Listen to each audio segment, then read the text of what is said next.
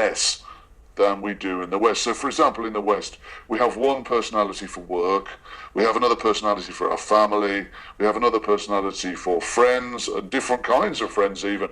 We're a different guy with different people we meet, right? Yep. We often, like, for example, places that I've worked, I'll often, I wouldn't be Facebook friends with those people necessarily. I've got other friends that I'll be Facebook friends with. Do you know what I mean? Yep. Yep. I think we can be kind of careful in a way, or discreet about the way that we present ourselves to different groups of friends, right? Yep. Now, I don't think Thai people do that. Okay. If they're a Thai hooker, they don't kind of keep that private on the whole. Not all of them, but rather most of them would keep. They don't kind of keep it in this little discreet box. Hence, you get a situation where. Thai hookers, ladyboys and girls, will frequently take a customer back to meet their family in the village. And because it doesn't mean the same thing as it does to us. So, for example, when you take a Western girl home, or your Western girlfriend takes you home to meet her mother, that's quite a kind of important step in a relationship, isn't it? But Yes. it isn't here. It's just they don't, separate themselves off. So it's difficult to know what the differences are between having a ladyboy girlfriend and a Thai girl. I think you need to look at the individual rather than the kind of gender thing. I think they're all different in that sense. I'd be loath to make any generalizations, and they would be generalizations. I think one of the things perhaps that's to do with sex is that when you have a ladyboy girlfriend, or even if she's just a casual bit of fun, you kind of feel more what it's like to be a woman in a way that, this sense that somebody's pursuing you and they're excited to have sex with you because there's no denying an erection, right? Yeah. Yeah. So this sense of, wow, which we don't get that so much with Western women, or any women come to that. They can be faking it, kind of thing. Well, you can't fake a hard on, right? Yeah. Unless you're taking something to make that happen. But generally speaking, you still got to be kind of excited by what's being presented to you physically, or whatever. So that can be one difference, right? But I'm not sure there's two. It's an interesting question. I mean, I'm thinking of Annie, because obviously that's the person I have the most experience with. I mean, her behaviour is entirely feminine. Yep. With me, she's a bit stronger than most girls, and she's not a sort of. I always kind of hated those wimpy girls that couldn't do anything. They're all, I can't do that, or just can you help me move that table? Yeah. Well, there's no problem with Annie. She's pretty strong. She can help me move tables and crap like that. Not that that's like an important feature of our relationship. I don't have a fetish about moving furniture with her. But yeah, I mean, her behaviour, and you may agree with me that most ladyboys are very feminine, and they behave and identify as girls. So it's not like they're sort of arm wrestling you all the time, or you're like mates, or there's some kind of masculine thing going on, because there's nothing masculine about Annie that I can see, generally speaking, apart from what's in her pants, I guess. Yep. And scientists have done studies of the male brain versus the female brain versus the brains of transsexuals, and they've found important differences in the transsexual's brain, and they're more similar to a female brain than a male brain. So I was just amazed by when I met my first ladyboy in 2012 at the feminine behaviour of them, and it's amazing. Like, you realise as soon as you meet one for the first time that you are talking to someone who has got a different brain. That it's not a male brain, it's not a female brain. It's the brain of a transsexual. And I think I read an article once that I think it was Dr. Thep. It was about him, and he made a comment in that article, and he said, "I know a transsexual when I see one." And I thought, oh, that's interesting. I wonder if that's what he's sort of referring to, that as soon as you meet them, you're like, yep, right there, you can just sort of tell Yeah, the differences maybe. in the brain. Although I'm sure that it's in, a matter of degree, because I have met, I mean, I remember one, ladyboy that I met, she was a hooker, but I didn't meet her in that context, really. I met her, I can't remember now I met, but she was a very famous one that was on, she used to tell me that she's the most searched for she-male on shemale.com or something. Hmm. And she was very, I used to just go and sit and drink beer and smoke fags with her Yeah. and talk. And, if she had a customer, um, she would say, "Oh, come with me, or I'll see you later," or whatever. And she would literally take 3 minutes to get ready. I mean, she would throw on a dress and a bit of lipstick, and she'd be off, right? She didn't, which is very male to me, and she was kind of quite a little bit more male than many other ladyboys. So Yeah. yeah, Yeah. maybe it's just a matter of degree.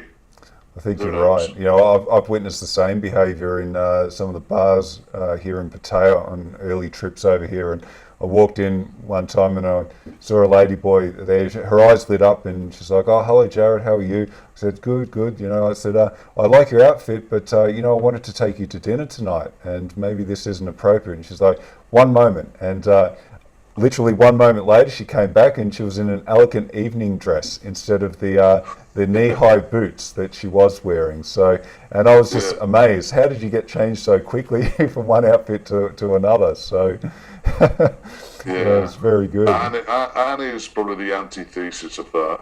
She has got all those female foibles of taking a while. She's not that bad, but she does spend a lot of time doing the makeup and the dresses and all that sort of stuff. Yeah. And the fascination with shopping. Oh my God, it's Yeah. drives me crazy. But that's maybe that is because of the female brain. Very good. Well, look, mate, the next question was how important do you think it is for a Western man to learn the Thai language if he wants to live and work or to retire here in Thailand? Well, it's probably not important at all. I mean, you can survive here pretty well without speaking a word of Thai. And I know people that don't speak any Thai. I mean, you'd often get people that come here and work and they're in a couple. So, for example, I know a couple of Canadian people and some people from England that have come here as partners, and they both work and they live very nicely. But they don't speak any Thai, but they live a sort of this kind of, what's the word, kind of sealed off, hermetically sealed off life. Yeah. It's like they could be in any country. They don't really know about or care about Thai culture Yeah, at all. they're sort of not integrated into the society. They're sort of No, and aloof. you don't have to be. I mean, those kind of people earn a good living because there's two of them, and just the same as if you've got a business here, they don't. You don't need to speak Thai. You can live here and just take advantage of things like the weather and the cheap food and the interesting locations and all that sort of stuff, right? So you don't actually have to speak Thai. I'm saying that. I mean, quite frankly, though, there's lots of people in Pattaya that live down there, guys, that probably don't speak Thai either, and they go and eat their English breakfast in the morning, and they don't know a word of Thai, or they know Sawadee Krap and Oh, stuff like that. That's about it. But some people have argued with me. They said, well, and these are people that do know Thai. They'll say, yeah, once you learn it, it's kind of, you begin to think, what's the point? Because they're referring there to the general educational standards of people here. And also the fact that even knowing Thai, it's kind of difficult to talk about some things culturally. yeah. People don't want to talk about anything that might be confrontational. And so it can be a little bit difficult. But I think to just kind of, I mean, if I was a tourist coming here, or if I was still going out in the bar scene, I would never let anybody know that I spoke Thai. Yeah. because you know what it's like. You go into a bar, girl, she'll be, oh, where you come from? What your name? How long you stay from? Yeah. Put Thai Dai? Or Yeah. you speak Thai, and if you say Thai, Put Thai Nai or something, Yeah. or they'll probably go away from you. They like people that don't. It's better to say no, I don't speak Thai, Yeah. because they'll try. You know, some wily bar girl will try her tricks out on you if you don't speak Thai. Whereas they have a saying here: they don't like Falang who know too much. That's very true. That's a popular expression amongst the bar Yeah, girls. And when I've been learning the language for about just over or about 3.5 years now, and some of the best compliments I've gotten here have actually been from bar girls when they've pointed at me and they've said, "You know too much about Thailand. Farang who knows too much about Thailand is no good." And yeah. Well, what they I really guess mean. also when you've been coming here for a while and you're spending time in the bars, you get to know, what's going on. Yeah. But I think for outside of that scene, which, is real life, really, because the bar scene is just a kind of a fantasy, really. You can't live in it all the time, right?